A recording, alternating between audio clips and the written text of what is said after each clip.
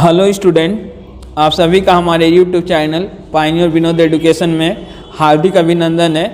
आज मैं आप लोग को हिंदी साहित्य का इतिहास का क्वेश्चन आदिकालीन साहित्य की प्रमुख प्रवृत्तियाँ कोश में विशेषताओं का वर्णन कीजिए पढ़ाने जा रहा हूँ, जो कि हिंदी ऑनर्स में भी है, हिंदी जनरल में भी है और इग्नू के छात्र छात्राओं को भी ये क्वेश्चन आता है। क्वेश्चन है, आदिकालीन साहित्य की प्रमुख प्रवृत्तियाँ कोश में विशेषताओं का वर्णन कीजिए। आदिकालीन साहित्य की प्रमुख प्रवृत्तियाँ। हिंदी साहित्य के आरंभिक काल को डॉक्टर हजारी प्रसाद द्विवेदी ने आदिकाल का नाम दिया है। आदिकाल में वीर श्रृंगार लोक पर आश्रित रचनाएं, आश्रित यहाँ पर गलत हो गया लिखने में, आश्रित रचनाएं ही नहीं हुई बल्कि सिद्ध, कोमनाथ एवं जैन साहित्य में भी रचनाएं हुई।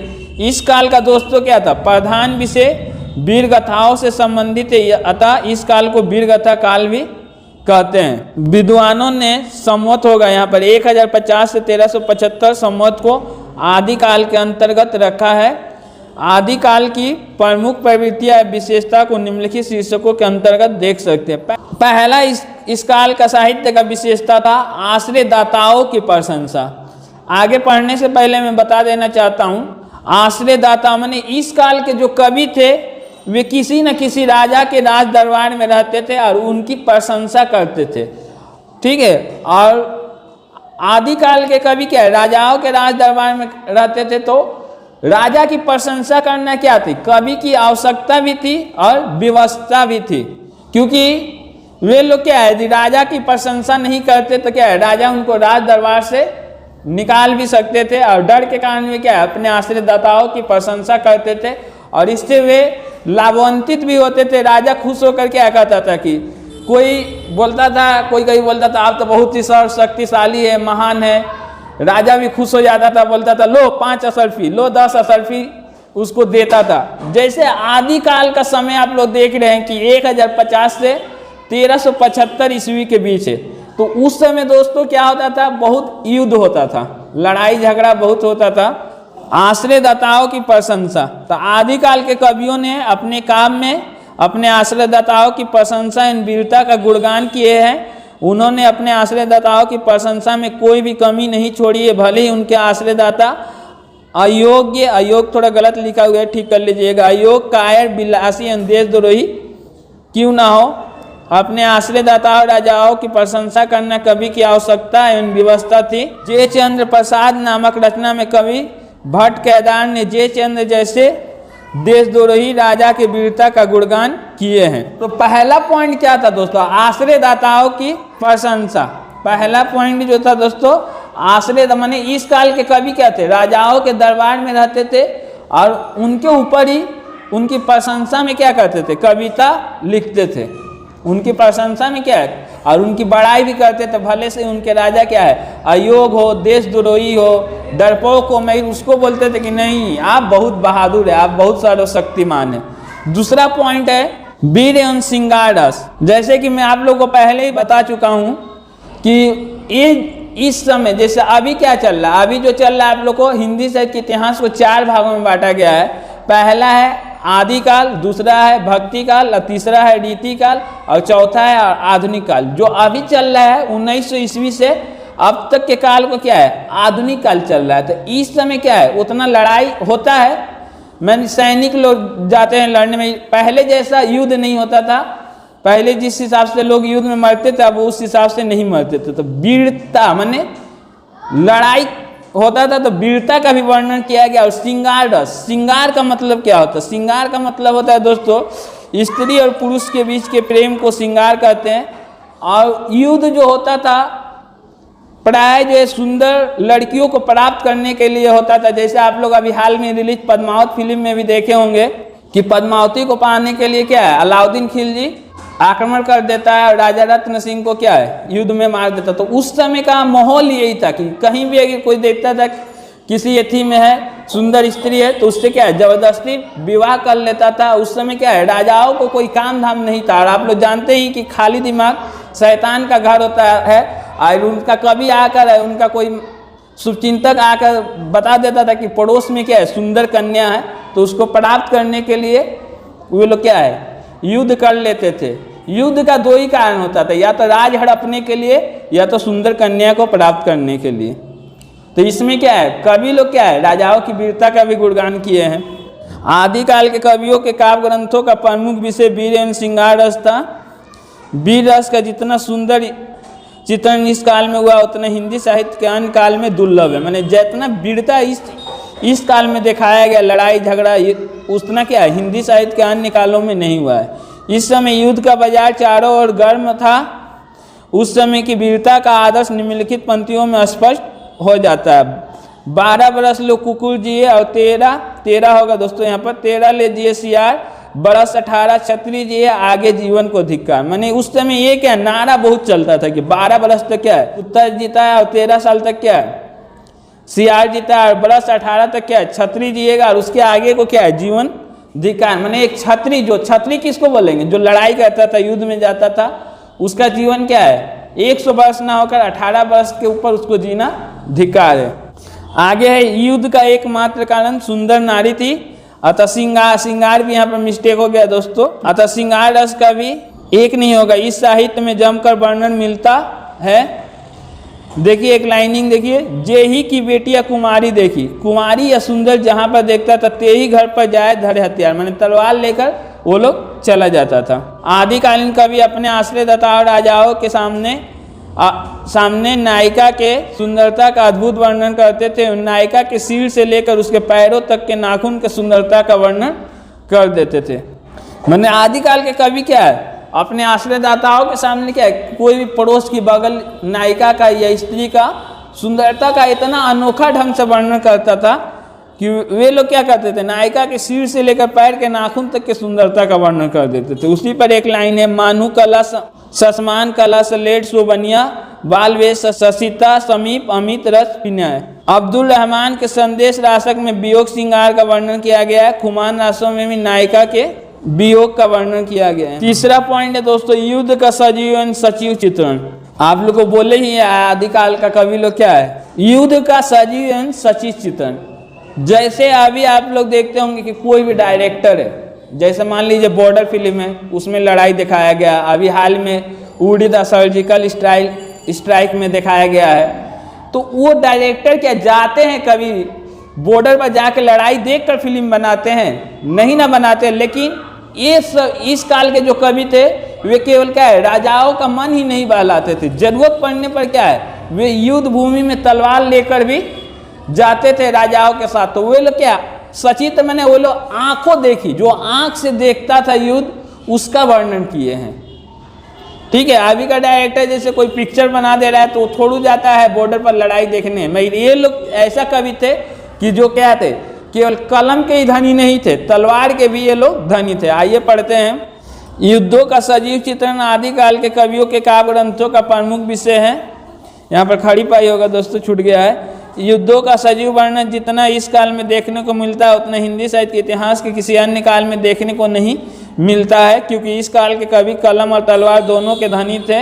वे अपने राजाओं का केवल मन ही नहीं बहलाते थे बल्कि आवश्यकता अनुसार युद्ध में भी जाया करते थे। चंद्रबरदाई का उदाहरण इस बात की पुष्टि करता है, उसने अंतिम समय तक पृथ्वीराज चौहान का साथ दिया था। चंद्रबरदाई कौन था? पृथ्वीराज चौहान का दरबारी कवि था, और वो क्या है अंतिम समय तक दोस्तों क्या है पृथ्वीराज चौहान का साथ दिया था। जैसे आप लोग जानते होंगे कि तराइन का क्या है प्रथम युद्ध में पृथ्वीराज चौहान विजयी हुआ था और मोहम्मद गोरी हार गया था।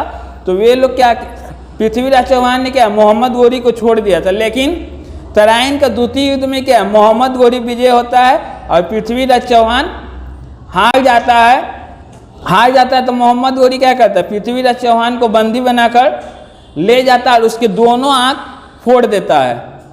लेकिन वहीं पर क्या चंद्रबरदाई क्या एक कविता पढ़ता है, 2 लाइन का कविता पढ़ता है और उसी से क्या है तीर चलाकर क्या है पृथ्वीराज चौहान मोहम्मद गोरी को मार देता है। वो कविता भी हमको याद नहीं है दोस्तों, मेरी लास्ट लाइन उसका है, ता ऊपर सुल्तान है मत चुकना चौहान। माने वो कविता के माध्यम से ही क्या है पृथ्वीराज चौहान मोहम्मद गोरी को मार देता है। जैसे अस्त्र शस्त्र की झंकार, कोमा होगा घोड़ों की हिनहिनाहट, घायलों के चित्कार, मार काट, रक्तपात, रक्तचाप नहीं होगा दोस्तों, रक्तपात होगा। यहाँ पर आदि इनके कल्पना के विषय नहीं थे, बल्कि इनके संबंध में इनके अनुभव अपने ही थे। दोस्तों यदि आप लोग अभी तक मेरे चैनल को सब्सक्राइब नहीं किए होंगे तो सब्सक्राइब कर दीजिए। चौथा नंबर पॉइंट है संकुचित राष्ट्रीयता। संकुचित राष्ट्रीयता का मतलब क्या होता है दोस्तों?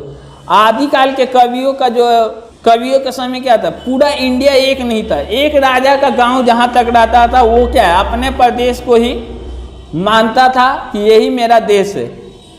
तो बहुत सारे भागों में बटा हुआ था, ठीक है। अलग अलग राजाओं की अलग अलग सीमा थी आदिकाल के समय। ये पूरा भारत क्या था, एक नहीं था। जैसे अभी क्या है, एक प्रधानमंत्री देश को चला रहा है, उस तरह नहीं था। उस समय क्या था, आप लोग को बताया है कि आदिकाल का समय सीमा कब से 1050 से 1375 तक। तो उस समय क्या होता था, राजाओं की सीमा क्या है, बनी होती थी, और राजाओं की सीमा को लोग क्या है, अपना देश मान लेता था।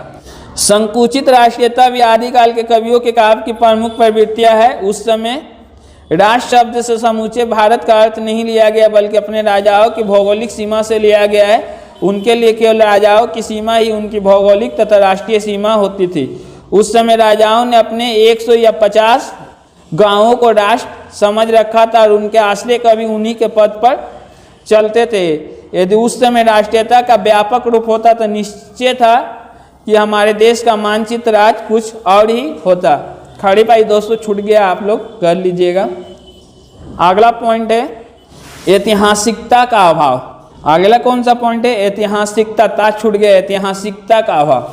माने इस काल के कवि क्या थे, ये जो साहित्य लिखा गया आदिकालीन साहित्य, इसका समय सीमा कब है, 1050 से 1375 तक। कवि लोग क्या है, चूंकि राज दरबार में रहते थे, तो वे लोग क्या है, राजाओं की प्रशंसा में ऐसे ऐसे ग्रंथ लिख दिए हैं कि जो राजा उस समय हुआ ही नहीं है, उससे कई माने वर्ष पहले या बाद के राजाओं के साथ भी उसका युद्ध दिखा दिया है, और अपने राजा को विजय घोषित कर दिया था। इतिहास की तिथि से क्या है, कुछ रचनाएं इस काल की नहीं मिलती है। कवि लोग क्या है, अपने राजा का खूब प्रशंसा करता था इस काल में, और वे लोग ये भूल गए हैं कि जो क्या है, जो इस समय का राजा नहीं है, उनसे भी क्या है, अपने राजाओं का युद्ध कराकर उसको अपने राजा को विजेता दिखा दिए। आदिकाल की रचनाओं में इतिहास प्रसिद्ध चरित्र नायकों को लिया गया है, किंतु उनका इतिहास शुद्ध इतिहास की कसौटी पर खड़ा नहीं उतरा है। इन कवियों के द्वारा दी गई समवत या तिथि या इतिहास से मेल नहीं खाती है। इन कवियों में इतिहास की अपेक्षा कल्पना अधिक है। यहाँ तक कि पृथ्वीराज राष्ट्रों में पृथ्वीराज चौहान को उन राजाओं का विजेता कहा गया है जो उससे कई शताब्दी पूर्व अथवा पश्चात, यहाँ पर विद्वान नहीं होगा दोस्तों, विद्वान थे। अगला है 6 नंबर पॉइंट है जनजीवन के चित्रण का अभाव। माने इस काल के कवि क्या है, वे राजाओं में उलझे रहे हैं, आम नागरिकों की क्या समस्या है, क्या अभाव है, उसका चित्रण नहीं किए हैं। आदिकाल की रचनाओं का जनजीवन से कोई संपर्क नहीं है। दोस्तों खड़ी पाई बहुत जगह छूट गया, आप लोग कर लीजिएगा। सामाजिक जीवन के दुख सुख का चित्रण इनके काव्य में नहीं मिलता है। इनकी कविता का उद्देश्य अपने आश्रयदाताओं की प्रशंसा करना था, अतः यह कवि समाज के प्रति अपने कर्तव्य को भूल चुके थे। इनके काव्य में सामान्य जनजीवन का अभाव है। अगला है सिद्धनाथ एवं जैन साहित्य। आदिकाल में धार्मिक साहित्य के अंतर्गत सिद्धनाथ एवं जैन साहित्य की रचना हुई है। सिद्ध द्वारा जैन भाषा में लिखा गया साहित्य सिद्ध साहित्य कहलाता है। सिद्ध साहित्य के विरोध में नाथ साहित्य का जन्म हुआ। जैन साहित्य में आत्मा के चित्रण पर विशेष बल दिया गया है। मैंने उस समय क्या था, आदिकाल के समय ही आप लोग सुने होंगे सिद्ध नाथ जैन, ये संप्रदायों का भी क्या है, जन्म उसी समय हुआ था। अगला है खड़ी बोली की कविता। दोस्तों आदिकाल और भक्ति काल में क्या है, ब्रज भाषा, रीति काल तक क्या है, ब्रज भाषा में कविता लिखा गया। भारतेंदु युग से क्या है, खड़ी बोली कविता का थोड़ा लय पकड़ा, और द्विवेदी युग से क्या है, खड़ी बोली क्या है, काव्य भाषा की कविता बनी। लेकिन इसका बीज जो है आदिकाल में ही बोया गया था। अमीर खुसरो को खड़ी बोली का प्रथम कवि माना जाता है। आइए देख रहे हैं, आमिर नहीं होगा, अमीर खुसरो हिंदी साहित्य के इतिहास के पहले कवि थे जिन्होंने खड़ी बोली में कब नहीं होगा दोस्तों, यहाँ पर काव्य ग्रंथ की रचना किए थे, आप लोग ठीक कर लीजिएगा। अतः खड़ी बोली काव्य भाषा का बीज आदिकाल में ही बो दिया गया है। यह परंपरा आज भी चली आ रही है। जैसा अमीर खुसरो का एक लाइनिंग है, गोरी सोए सेज पर मुख पर डारे केस, चल खुसरो घर आपने रेज भाई चाहे चाहू देश। 9 नंबर पॉइंट है विविध छंदों का प्रयोग। आदिकालीन साहित्य छंदों के प्रयोग के दृष्टिकोण से संपन्न काल था। यहाँ पर खड़ी पाई होगा, यहाँ पर छूट गया दोस्तों हिंदी छंद का जितना व्यापक एवं विस्तृत छंद छूट गया है दोस्तों। हिंदी छंद का जितना व्यापक एवं विस्तृत प्रयोग इस काल में हुआ है उतना अन्य काल में दुर्लभ है। आदिकाल में दोहा, सोरठा, चौपाई, छप्पर, टोटक, तोमर, कवित, आला, हरिगीत आदि छंदों का प्रयोग हुआ है। पृथ्वीराज रासों में 65 छंदों का प्रयोग किया गया है। चंद्रबरदाई को क्या है, छंदों का राजा, और उनकी रचना पृथ्वीराज रासों को छंदों का अजायब घर कहा जाता है। आचार्य हजारी प्रसाद द्विवेदी जी ने रासों के छंदों की विशेषता पर प्रकाश डालते हुए लिखे हैं कि रासों के छंद जब बदलते हैं तो श्रोता के चित्र में प्रसंगानुकूल नवीन कंपन उत्पन्न करते हैं। माने जब छंद बदलता था दोस्तों तो श्रोता को सुनने में क्या है, बहुत खुशी होती थी, उनका मन प्रसन्न हो जाता था। 10 नंबर पॉइंट है दोस्तों अलंकार। आदिकाल के कवियों ने अपने मनोभाव को व्यक्त करने के लिए अलंकारों का सहारा लिए हैं। कहीं भी चमत्कार प्रदर्शन करने के लिए अलंकारों का प्रयोग नहीं किया। इस काल के कवियों ने अपने काव्य में अनुप्रास, यमक, सेलेस थोड़ा गलत लिखा गया, रूपक, उत्प्रेक्षा आदि अलंकारों का प्रयोग किए हैं। 11 नंबर है आपका विविध भाषाओं का प्रयोग। आदिकालीन साहित्य में विविध भाषाओं का प्रयोग हुआ है। आदिकालीन साहित्य में शीत साहित्य अपभ्रंश भाषा में लिखा गया है। यहाँ पर खड़ी पाई होगा दोस्तों। आदिकाल में डिंगल पिंगल मैत्री खड़ी बोली आदि विविध भाषाओं का प्रयोग हुआ है।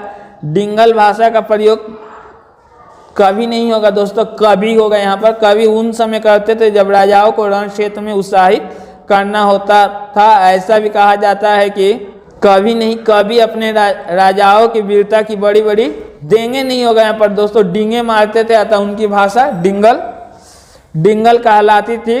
डिंगल भाषा कर्कश भाषा है। श्रृंगार रस के कवि पिंगल भाषा का प्रयोग करते थे। यह भाषा कर्णप्रिय भाषा है।